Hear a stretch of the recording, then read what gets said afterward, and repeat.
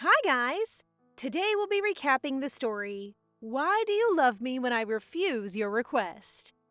Please like the video and subscribe to the channel. It helps us a lot. Enjoy! The opening of this story is slightly angsty, with our female lead, Shulina, on her knees, asking her father, the Emperor, to believe her that she is his missing daughter of 18 years. However, it appears that the guy has little trust in her and just asks her for proof with such a piercing gaze, which breaks Shulina's heart. Despite the fact that she has little spirit power left since someone stole it from her, she presented it to her father in the hopes that he would recognize her. A subtle glow emanating from her hand prompted the Emperor to remark that someone as weak as her could never be his daughter. So without hesitation, he sentenced her to be trapped inside the spirit mirror. Okay, sir, you've been added to my scumbag daddy list. Shulina is speechless after hearing her father say that. She does nothing but watch as her father leaves with Azela, a young lady with fiery red hair.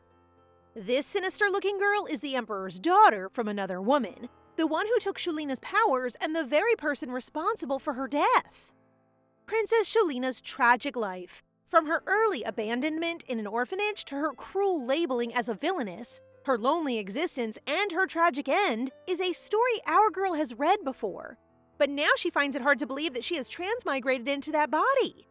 She is currently a 5-year-old cutie patootie with pink hair and blue round eyes who has been living in an orphanage. You know, as with any orphanage cliche in a manhwa, the orphanage director beats her most of the time. But in this story, the abuse is so severe that she begins to blame it for being unable to remember her past life. Being treated badly to the extent that you lose memories is crazy. Whoever this director is, they should be seriously punished. Anyway, she remembers the story she read and knows that she'll be turned down by her own family in the future, something she does not want to go through, so she vows to herself that she will never live like the original Shulina. Talon, a small orphan girl with dark hair who enjoys bullying her, interrupts her thoughts by ordering her to finish cleaning as soon as possible so that they can prepare dinner. Shulina quickly runs towards her, but Talon purposely trips her. But to Shulina's surprise, the little bully catches her in time before she falls. She finds that unusual, but before she can think about it, Talon grabs her hand and they rush to the dining area. Okay, they're cute. Maybe they can be friends now? The two little girls are now setting up their meal, but our little snickerdoodle is too short to reach the casserole of soup on the table. So Talon goes to grab her a chair, which gives Shulina a perfect chance to inspect her clothing. She right away checks her pocket and is horrified to find the director's ring inside, considering that if she is accused of stealing it, she will undoubtedly be beaten to death. I felt Talon may be good because she's so cute, but it turns out she's a little evil, huh? Despite her conflicted feelings towards Talon, Shulina chooses to trip the bully girl as she approaches, sending her tumbling to the floor along with the casserole. Oh, I like how our girl instantly gets back at the bully. Shulina rushes to help Talon when the director enters after hearing the noise, causing Talon to shiver in fear and immediately explaining that Shulina tripped her. Ah, you think you're the only one who can act. Shulina makes an innocent expression and begins crying, claiming that she was the first to help her, prompting the other orphans to grumble about Talon's reputation as a bully and a liar. Things aren't going well for Talon, so she decides to change the subject and informs the director that she should check Shulina's body because she noticed something shining in her pocket which could be a ring. This causes the director to become furious at Shulina in the most horrible way possible. Horrible as her face, oh my gosh, and calls our girl a thief. Goodness gracious, her face is so terrifying and traumatizing that it might keep me awake at night. Now I feel bad for the kids. As soon as she realizes things are about to get out of hand, Shulina quickly takes off her clothes to prove to the director that she didn't steal anything. Oh dear, she looks so skinny and malnourished. Talon then intervenes, asserting that she witnessed Shulina stealing the ring today. This prompted the other children to stand up for Shulina, as they all knew she wasn't in the director's office and had only been cleaning the first floor all day. In addition, Shulina claims that Talon was the only one who visited the director's office today, leading the director to approach Talon and grab her hand, causing the ring to fall off. The bully's voice trembles as she reveals that she placed it in Shulina's pocket, but sorry girl, when you tripped earlier and our girl tried to help you, she actually returned it to your pocket. Talon, who is visibly terrified and sweating heavily, continues to accuse Shulina, but the director gives her a blank stare before delivering a blow that sends her tumbling to the floor. I get that Talon did something terrible, but why would you ever harm an actual child that is probably skin and bones like our girl? The director is going to hit her again, but Shulina gets in the way, attempting to persuade the adults that Talon must have a reason for committing such a crime. But it is useless since the director simply shoves her aside while dragging Talon elsewhere. Talon cries and asks the director not to punish her today, which Shulina finds weird. But now that she thinks about it, Talon wears nicer clothing today, and everyone has been cleaning since daybreak, which leads her to believe that Duke Velo is coming today.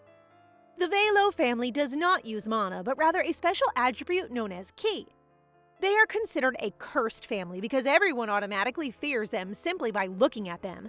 So in an effort to erase their bad reputation, they foster a child from an orphanage to care for them temporarily. Shulina believes that this is her chance to change her fate, so she really hopes to be picked by the Duke today. Fortunately, she is able to secure a spot near the orphanage's main gate, but it's not particularly nice because she had to clean so much with her little body that it hurts now. As soon as Shulina hears the children raving at the carriage's size outside, she gets ready for battle by practicing her expressions before she adorably opens the door with her dazzling blue eyes. Standing before her are two dashing men with blackish purple hair and purple eyes, and she immediately recognizes that the older one is the Duke and the younger one is the Duke's son. After scanning her targets, she compliments the boy with her bubbly face and asks for his name, prompting the boy to smile and introduce himself as Windy. Oh, they are more approachable than I imagined. Windesh Velo is the novel's second male character who turned into a villain after failing to get Azela. But for now, he's just an 11-year-old kid. Windy is surprised that the little pink snugglebug isn't terrified of him, given that everyone else normally cries and falls from their curse, prompting Shulina to conclude that this is due to her spirit power. Only royalties have this power, and it protects them from harm, which is most likely why the curse isn't working on her. The Duke then becomes intrigued and asks how old she is, prompting her to cutely count her fingers and say that she's about to become 6. She then holds his pinky and guides them to the director's office, which really fascinates the Duke. They have now settled into the director's couch, where he gently pulls Shulina into his lap and casually mentions to the director that they are in search of a child who will stay with them for a month. The director eagerly rushes to prepare the children's profiles for the Duke to review, but to her confusion, the Duke looks fondly at Shulina and announces that they will take her. That was easy! First impressions are really important, and who could refuse when she's so irresistibly adorable? And just like that, our baby girl is riding in a carriage with the Duke, wondering what she should do once they get there. It doesn't matter if she's supposed to do the cleaning or the laundry. To her amazement, the Duke assures her that she would be treated as a special guest with sumptuous meals, ample relaxation, and even a feature in the local paper. Windy wonders if she has been eating well in the orphanage because she appears to be overworked for her age, prompting Shulina to show off her non-existent bicep muscle while assuring him that she has been working hard and staying healthy. Poor baby, even her clothing appears too big for her. Windy chuckles as he looks at her arms, warning his father to do everything he can to fatten them up, while Shulina admires his sweet smile. Suddenly, the carriage shakes and she nearly falls, but the Duke rushes to save her. Looking more closely, Daddy here actually has gorgeous long lashes, and here I am just falling in love with another 2D man. She thanks the Duke reluctantly, not expecting him to embrace her so warmly despite the fact that her clothes are filthy. She then looks at Windy to see if he's okay, and as expected, he is, given that he's a trained knight, which reminds her that in the novel, Windy will be declared the continent's greatest knight. Anyway, the coachman apologizes, stating that he had no option but to dodge a fast-moving carriage, and it is customary for the other vehicle to apologize to the Duke. But as Shulina glances outside, she observes a man in the other carriage crying. Oh my, isn't that her real father? Although Shulina does not recognize the crying man, she chooses not to worsen the situation. So when the Duke demands an apology and wants to pursue after the carriage, she reacts by saying that she's hungry, prompting the Duke to simply rush home. As they reach the White Rose Mansion, our girl is greeted with an overwhelming amount of warmth by the servants. However, her awe is brief as she gets so startled that she curls up like a ball in the Duke's arm as the camera snaps. Ah, she's so tiny! The photographer instantly bows to the ground, terrified as he apologizes. And this is when Shulina witnesses for the first time how much people fear the Velo family. She attempts to calm him down and pose for him, but the photographer becomes so terrified that he packs up. After that, they enter the mansion, where she is met by Edgar, the butler, and the old man's smile makes her feel glad that her presence isn't bothering him. Behind them stands the gentle-looking head maid, Lucida, who exclaims over how small and adorable she is. Lucida then swiftly wraps Shulina in a red blanket because it is already cold, which makes our little muffin 100 times more squishable. The sight of a child bundle up in a towel makes my heart melt. When Lucy asks what food she likes, the Duke tells her to put together just the greatest meals they have, which makes Lucy highly motivated to prepare everything for Shulina. I'm delighted everyone is so friendly to her. Everything is so great that our girl begins to worry because she knows it will only be for a month. So she continually reminds herself not to become used to their kind treatment. However, it may be too late because a part of her has already warmed to the lovely souls around her.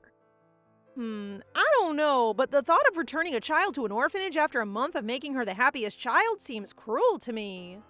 In the Duke's office, Shulina introduces herself to the Velo family, expressing her gratitude for the invitation with a friendly and charming smile.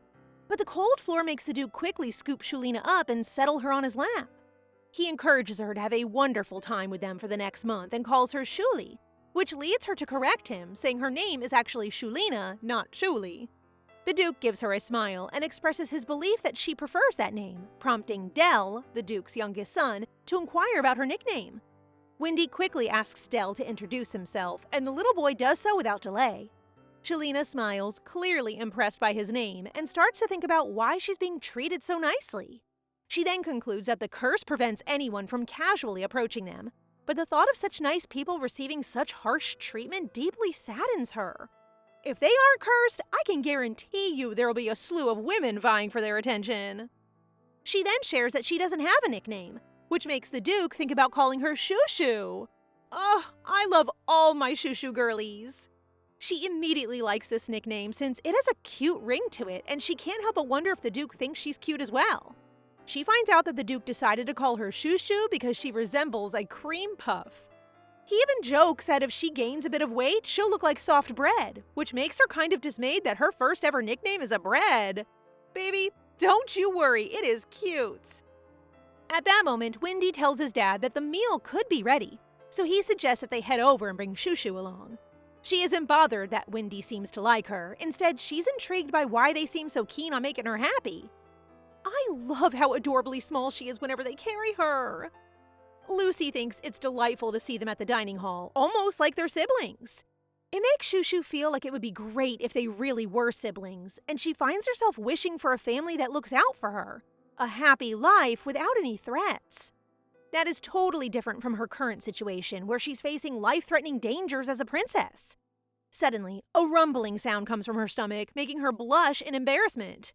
Just in time for Lucy to serve the meal, making her widen her eyes in surprise at the lavish foods before her, even though she knows she can't eat it all. Wendy excitedly points out the cream puff on the table, which she innocently stares at and wonders how it tastes. After taking a bite, she starts to cry, completely overwhelmed by how delicious it is, and the weight of Shulina's situation hitting her all at once. So she decides that from that day on, she's going to treat herself to all the tasty food and make sure she does everything Shulina missed out on while she keeps on eating and eating until she feels like she's about to burst. Everyone in the room starts to panic, and just as Lucy is trying to help her throw up, she suddenly faints. Oh, she clearly has refeeding syndrome. She was very malnourished and was not taken care of in the orphanage, so being reintroduced to food must have triggered complications. In her dreams, Shushu wandered through a field that seemed strangely familiar. She heard a deep, heavy voice calling her to wake him up. She suddenly figures out that she's in the spirit realm, trapped inside the spirit mirror. Who needs to wake up who? Mysteries that we need to find out. Her head feels like it's about to explode, but as she hears worried voices calling her, she wakes up to find Lucy and a doctor beside her, as well as the Duke and his 2 sons.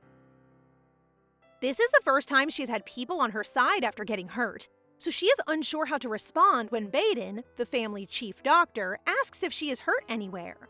Shushu sits up as Baden reminds her that she cannot eat too much for the time being and must only take light food and medication that he will prescribe, which is really a bummer.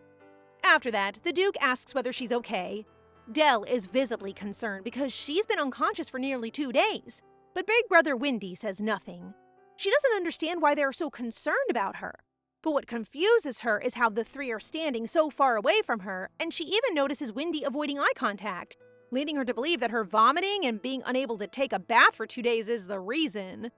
There's no way that's the reason. Still, she freaks out and doesn't want to get the bed dirty, so she gets up quickly, which worries Wendy, while the Duke merely instructs Lucida to assist Shushu in washing up. Our little girl cannot hear, but the Duke is ordering something to Lucy, and the way his expression changes makes her nervous. She is so afraid of disappointing them that she overthinks everything. Shushu has finished her bath, and while Lucy is combing her hair, she mentions that the Duke instructed her to be attentive around her because he notices how she observes everything and adjusts, which makes Shushu feel awful because she assumed the Duke was upset earlier. Lucy then gently asks her if she encounters numbness or trembling in the presence of the Velo family, and while the family's curse is a sensitive topic, Lucy wants her to understand how special the family's presence is. Now that Lucy has brought up the fact that the family is blaming themselves for being too close to her and causing her to collapse, she now realizes why they are distancing themselves, and she just now wants to sort out any misunderstandings with them. After that, Lucy escorts her to the specially designed dressing room that the Duke had built for her. While helping her change, Lucy tells her that the clothes they have are ready-made, but that the Duke has actually scheduled a tailor appointment to measure her so that she can have custom outfits created. This makes Shushu appreciate that the Duke has been nothing but nice to her since the first time they met, yet all she does is overthink, so she doesn't want to hurt them anymore simply because they believe they were hurting her due to the curse. She hurries to where they are, and as soon as she opens the door, she expresses how much she likes the Duke, Wendy, Dell, Lucy, and everyone else in the mansion. This is a world away from the orphanage, where she endured hate and abuse and was crudely dubbed as a useless child. Furthermore, Shushu comes to the realization that she and the Duke's family are the same. They're both alone. Shu was abandoned by her family, and the Duke endured isolation from others due to their curse. They resemble missing pieces of a puzzle fused together. Then, our little one starts sobbing uncontrollably, hoping that they will continue to hug and hold her hand since it makes her so happy. Upon hearing this, the Duke rushes to embrace her tightly. In response, Shushu hugs him back and begs him to stop avoiding her. This is just so heartwarming. Plus, I loved how she says exactly what's on her mind.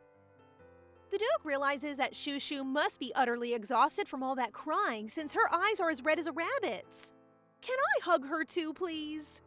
He invites her to step inside her room as he heads out to fetch her some soup, which she gladly accepts with a smile. Soon after, she twirls in her room to display her new dress, and a wave of excitement washes over her when the Duke praises how adorable it appears. As she lifts her dress to reveal the intricate details, the Duke is taken aback by her slender legs, prompting him to insist that she should quickly eat before the soup cools down.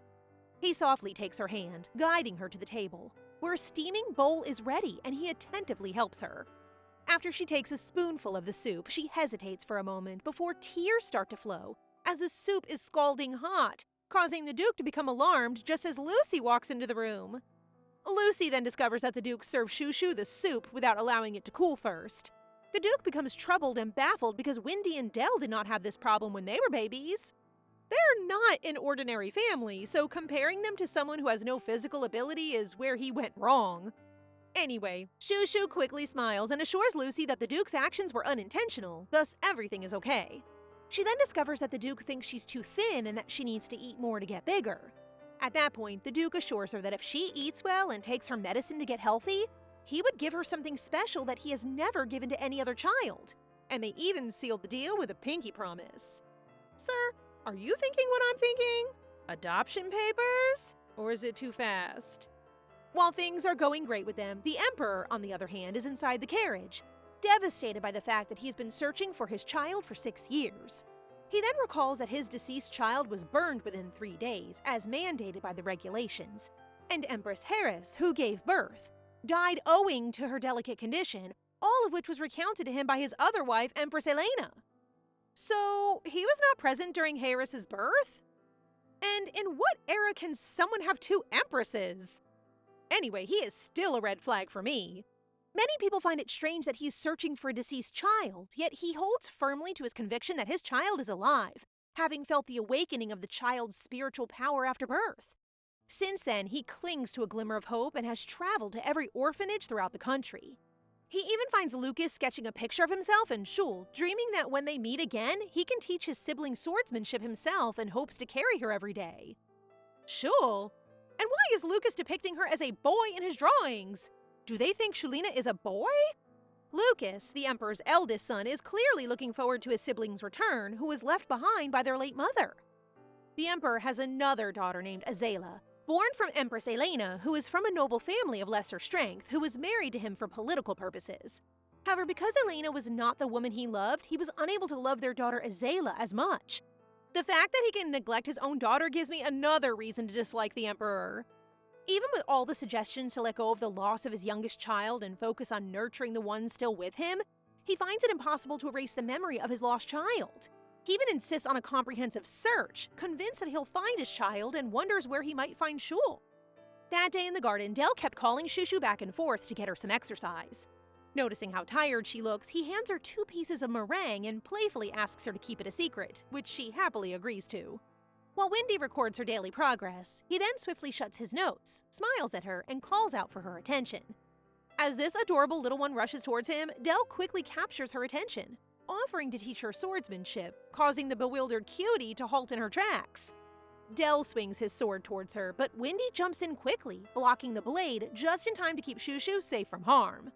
Wendy expresses frustration and advises Del against swinging a sword without grasping the circumstances. Del ends up in tears, feeling really sorry, but Shushu sees him as a scolded puppy and just giggles because she thinks he's adorable. I like how Wendy is literally babysitting 2 adorable babies. Meanwhile, the Duke sees them having a good time in the garden when Cahill, his attendant, walks into his office to give an update on the investigation into the orphanage. He continues to report that children there do not get the nutrition they need. None of them are dressed for the weather, and the whole orphanage is chilly except for the director's office. They found out that the director had taken a large sum of money for herself, leading to a visible shift in the Duke's demeanor. The Duke then orders Cahill to fetch Shushu for him. Soon after, Shushu enters his office and takes a comfy seat, wondering why he summoned her. The Duke then inquires about her opinions about the orphanage, but Shushu misinterprets his icy expression, fearing he is unhappy with her and plans to return her to the orphanage. She then begins to reconsider her actions, especially since it's only been 2 weeks since she got to the Duke's place. She feels a rush of panic and starts to think about how to respond. Finally, she decides to just ask the Duke straight out if he plans to send her back to the orphanage since he might not need her anymore. Her comment catches the Duke by surprise, prompting him to ask who told her she was no longer needed, making this sweet girl tremble. The Duke quickly says sorry for rushing and mentions that, according to Baden, she's all healed up. So he hands her a cream puff, which is the gift he promised her. And when Shushu picks up the freezing cream puff, she's taken aback to find that it is an ice cream puff that has been frozen. I knew it was too early for adoption papers, huh? He smiles and explains that it is the favorite dessert of someone he adores, causing Shushu to believe he's referring to the late Duchess, who died after giving birth to Del. Wow, the Duchess looks stunning with her silver hair! She then bites the cold cream puff and finds it absolutely delicious. Her face lights up with a blush as she thanks the Duke for such a tasty treat. He then tells her that if she enjoys it, she's welcome to visit often, and he'll prepare it for her, giving her the impression that she won't be returning to the orphanage. He goes on to say that he's curious about the orphanage because he wants to learn more about the director there. Shushu's reaction changes as she sees it as a chance to expose the director who has been harassing her and the children, prompting her to tell the Duke everything. Yes, that's it! You better enumerate how ugly that director is! She then continues to inform him that while people frequently donate money to the orphanage, such persons are rare, and hence they must assist the director with various jobs such as sewing, laundry, and cleaning. She goes on to say that after breakfast, they will clean up and sew until dinner, which is roughly 10 hours. They work hard to manufacture goods that the director then sells to help them eat. After that, the Duke is now certain that the director is a dreadful individual deserving of punishment and expulsion, and he intends to appoint a new director, bringing her joy as she realizes the children at the orphanage will be free from the current director's grasp. At long last, A responsible adult is speaking up against the abusive director. Today, Dell decides to take Shushu to Central Park, a place she has never been before and has always wanted to see, so she is so overjoyed. If you're looking for big bro Windy, he couldn't make it because he's too busy, so it's only cutie Dell and baby Shushu's date, but under the supervision of an adult, our sweet Lucy. They look super cute holding hands. Our girl then spots a small girl drinking something, which Dell notices, and being her not-so-big brother, he hastily hurries away to get her one as well. Lucy is unable to stop the excited Dell from running, and worse, she's unaware that Shushu, who is just behind her, is being targeted by what appears to be a magic circle. Unfortunately, by the time she turns around to tell Shushu that they should just sit down and wait, the little girl has vanished into thin air. What exactly happened? Well, Shalina finds herself in front of this unsettling, ugly-looking director again. She looks exactly like that sister from The Promised Neverland, if you guys know that show. Anyway, Shu observes a man in a robe behind the director and identifies him as one of the Empress's men. In the novel, the Empress leads a secret organization from the White Mage Tower, and this man is undoubtedly one of them. Given that the director is unable to perform magic or has the ability to obtain information from the Duke's house, Shushu is certain that the Empress chose this white mage to abduct her. But she is clueless as to the purpose of the abduction. She has only 2 weeks left with the Duke before returning to the orphanage, so abducting her now makes little sense. But when the director mentions that she is needed, she realizes the white mage is here to drain her power again. They seem to be doing this so often to her because they took away her powers only a month ago, and the experience was so excruciating that she would rather not go through it again. Shushu trembles in the presence of the magician and attempts to ask for the director's help, but she accepts that the woman will never lend a helping hand, considering that she has tolerated this torture while at the orphanage. The mage then takes out a magical tool that resembles a gem, but don't be fooled. This is the tool they use to get her powers and Azala's secret weapon. Despite her royal lineage, her red-haired half-sister possesses no spiritual powers, so she wears this gem with Shalina's spiritual power in it as an accessory and uses it as if it were her own. That said, the magical tool must never come into contact with her, so she tries her best to resist that she unexpectedly sends one of the mage's potions flying. This makes the magician very agitated, and our poor girl screams for the Duke. The Duke appears, as if by magic, and orders the man to leave her alone, with Windy and Lucy following suit. Tears welled up in Shushu's eyes as she never expected that they would really come to save her. However, those happy memories will have to wait for now because the mage has created a barrier and it is obvious that he plans to hold her as a hostage. As soon as she sees the crushed vial of potion by her side, she takes a shard of glass and without hesitation, stabs it into the Achilles tendon of the mage. Even though she's tiny, she stabs him right where he's vulnerable. The bum-bum attack may have also worked, but overall, it was a fantastic and gutsy move. Because of this, the barrier becomes less effective, and the Duke seizes the opportunity to swiftly slash the mage with his sword. Meanwhile, Shushu is shivering from what she has done, and despite her brain's urge to reach the gem laying on the ground, she simply cannot move. Considering that she's aware that the Empress and Azala will not give up on their attempt to take her powers, she is confident that they will return to her as long as the gem continues to function properly. Hold on, is Azala even a real daughter of the Emperor, though? Her not having spiritual powers is sus. Regardless, Shushu needs to break it, and while she knows the Empress would most likely make another one, it would still take some time to create before they come for her again. But before she can grab it, Windy pulls her away from the mage. Wrong timing, big bro! Shushu yells and urges him that they should destroy the gem, and just as the mage is ready to grab it himself, Dell uses his sword like a golf stick to push the gem away from him while proudly posing for his little sister. He is so cute! Suddenly, a magical circle, most probably a warp, glows beneath the mage, and as he starts to fade away, he smirks as he successfully grabs the gem. But sorry boy, not on the Duke's watch. The Duke uses his sword to stab the hand of the mage, which causes the gem to shatter into fragments. Before the mage can even escape, the Duke makes the decision to end his life there, as he is unable to control his anger any longer. This prompts Dell to express his concern because they may still require the mage for interrogation. But don't worry, sweetie, we still have the director. The Duke throws his sword in the director's direction, just enough to trim her hair short, prompting her to immediately bow on the ground and beg his forgiveness. Witnessing the terrifying director who abused her so much appear so weak in front of the powerful Duke, she can't help but wonder if she had been a little more brave or if she had discovered her true identity much earlier, the director might not have tortured her and would perhaps bow down to her as well. She cries just thinking about it, so she takes comfort in Wendy's shoulder as her older brother rubs her back and assures her that no one would ever hurt her again. The Duke presses the director for information on the mastermind, but the woman is too afraid to speak out of fear of dying. Just as Wendy is about to leave with Shushu in his arms, the director calls her to beg for help. Really now? The audacity to ask for help after everything you did, you monster? Before responding to the director, Shushu chooses to question the Duke about the orphanage's future prospects, specifically with the provision of nutritious food, the elimination of physical punishment, and the reduction of excessive workloads. When the Duke makes this promise to her, Shushu faintly smiles and turns to face the director, questioning whether she has ever heeded her pleas for help, a question that leaves her speechless. Shushu also mentions that she begged for help earlier before turning away from her since she cannot ever forgive the director. She doesn't have to cower anymore because the director will never abuse her again. And with the magical tool shattered, she won't have to worry about the Empress for a while. It was a tiring relationship she had with the violent director, but with a straight face, our girl is more than ready to say goodbye to that monster forever. Sometimes you just have to walk away and let karma do its thing. They have now arrived at home, and Shushu realizes that Del has been so quiet the entire time. So she asks if something is bothering him, causing this young boy to cry and wonder if she was terribly hurt earlier.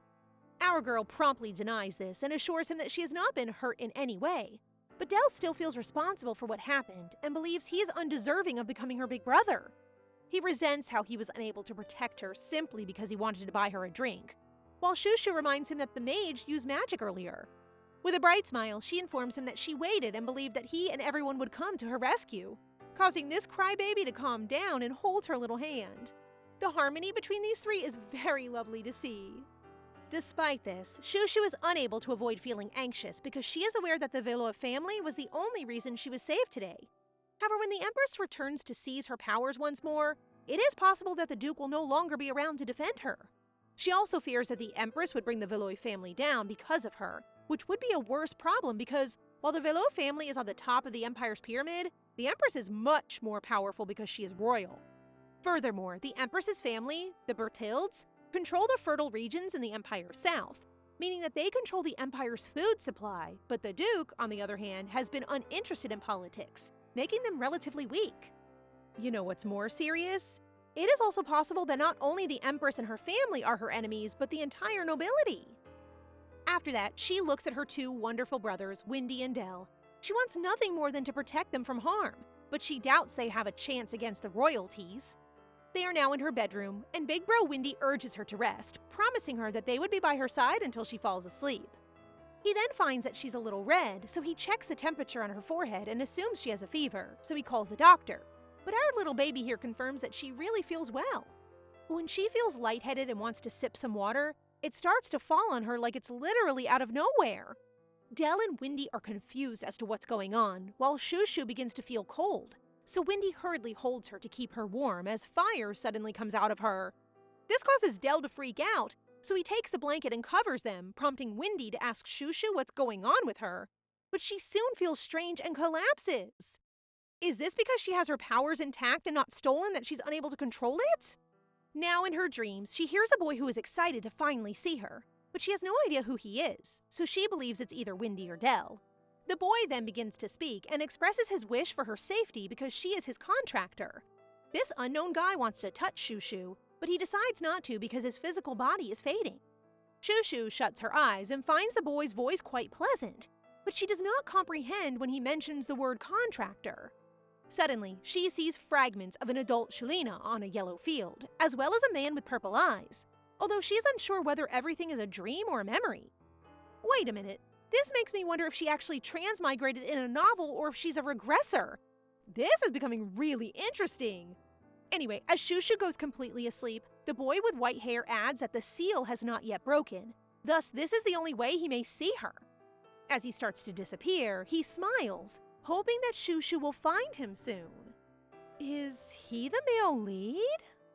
Del begins to feel anxious when Shushu doesn't wake up, despite the doctor reassuring him that she'll be okay and will wake up shortly. So it looks like she just ran out of her spiritual energy and could use a bit of time to recharge. She got splashed with water and then fell down right after letting out her fire, which probably drained her spiritual energy. Out of nowhere, everyone in the room is taken aback to see Shushu awake, sitting on her bed, even though she still seems a bit weak. The Duke opens up about his concerns, and Wendy inquires about her feelings, causing Shushu to blush from all the attention she's receiving. She mentions the director, which prompts the Duke to explain that the director has faced the consequences she deserves. He can't dive deeper into it since it might be a bit too much for her at the moment, but she's still curious to learn more, so the Duke decides to share that the director, who really messed up the orphanage, took money for herself, and also subjected her to abuse and kidnapping, was executed right away, leaving her somewhat gloomy but satisfied. She got what she deserved. After that, the Duke introduces her to Igraine from the Tower of Blue, and upon recognizing the mage before her, she instantly feels a sense of discomfort, prompting the Duke to comfort her with the assurance that he has come to help her.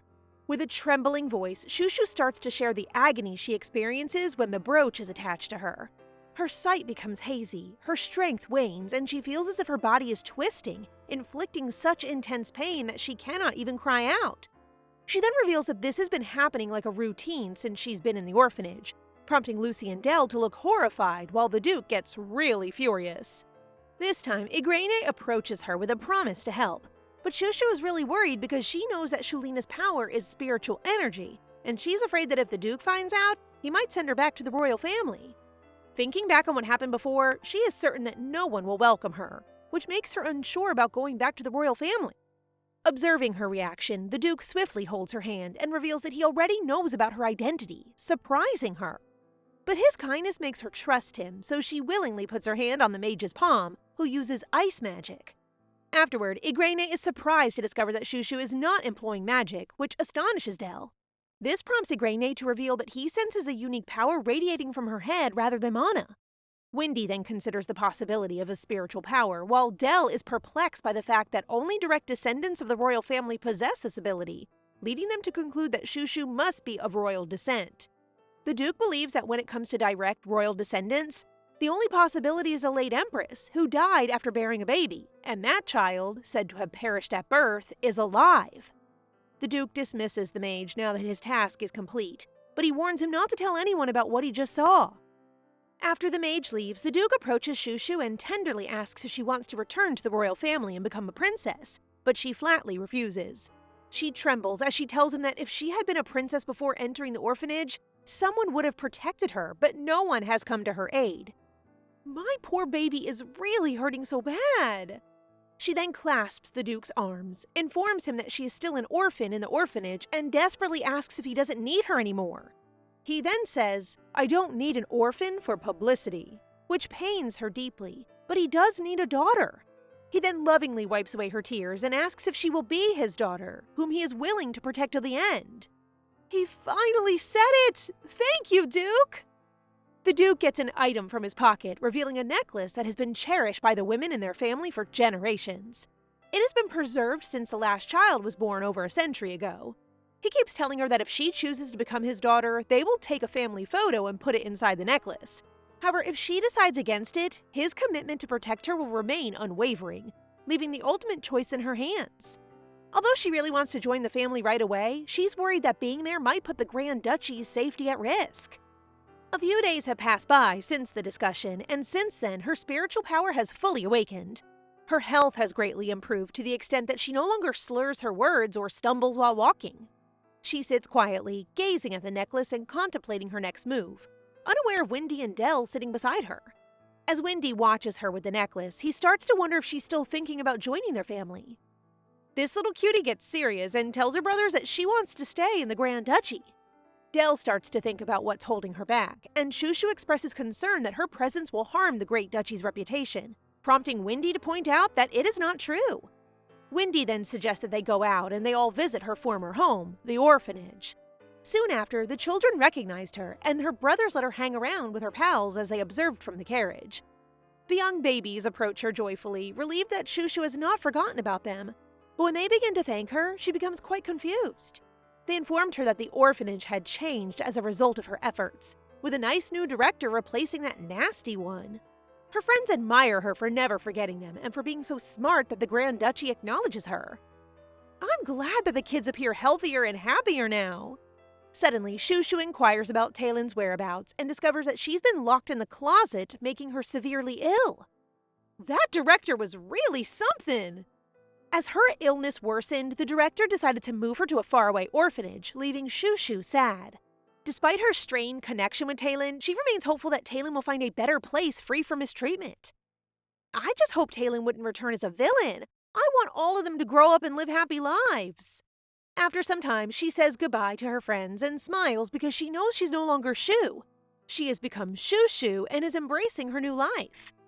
When they get back to their mansion, the Duke takes her to the 3rd floor, which is a location that she has never been to before, and he shows her a room which holds the Velo family history that has been preserved.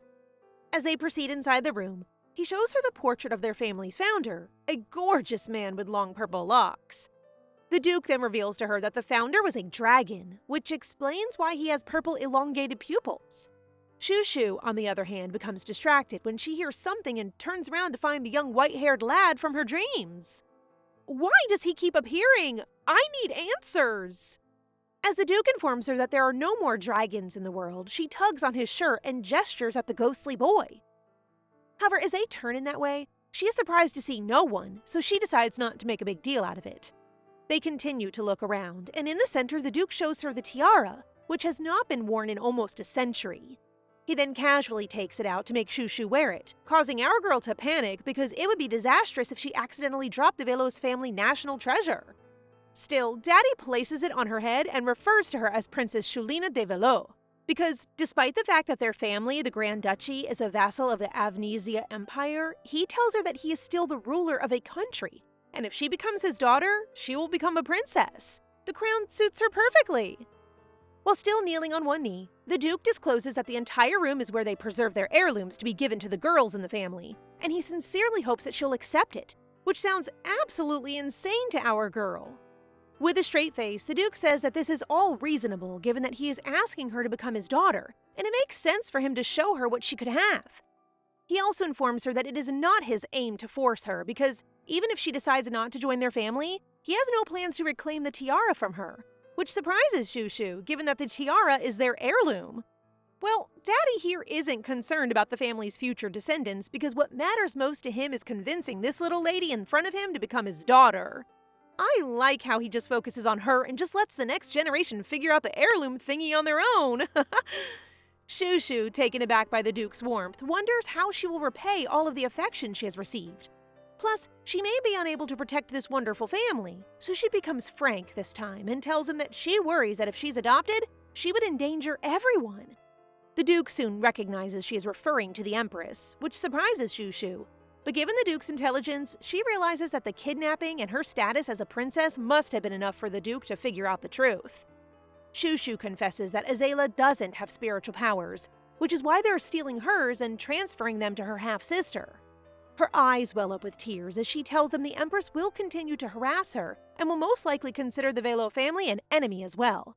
But the Duke calmly declares that they are not weak.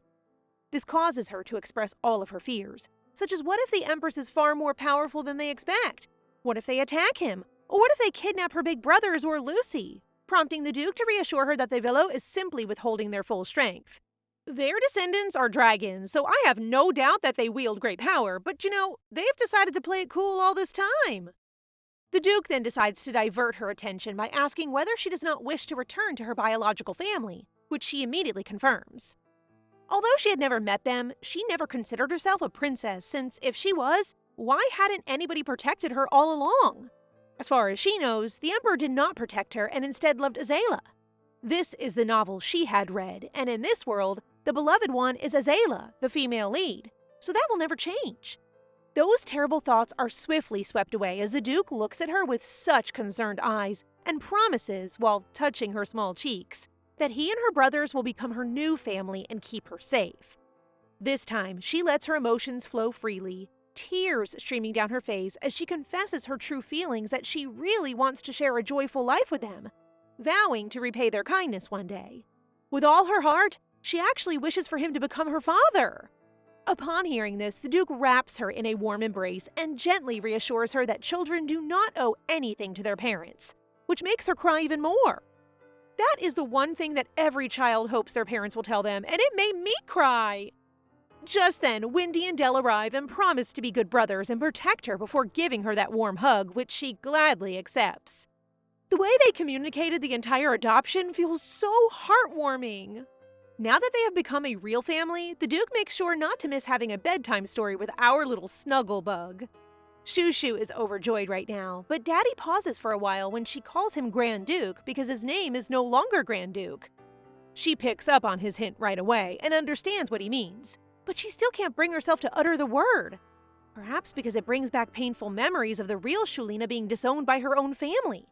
However, she refuses to allow the fear to control her, so she calls the Duke Dad, causing the Duke to smile and refer to her as his daughter.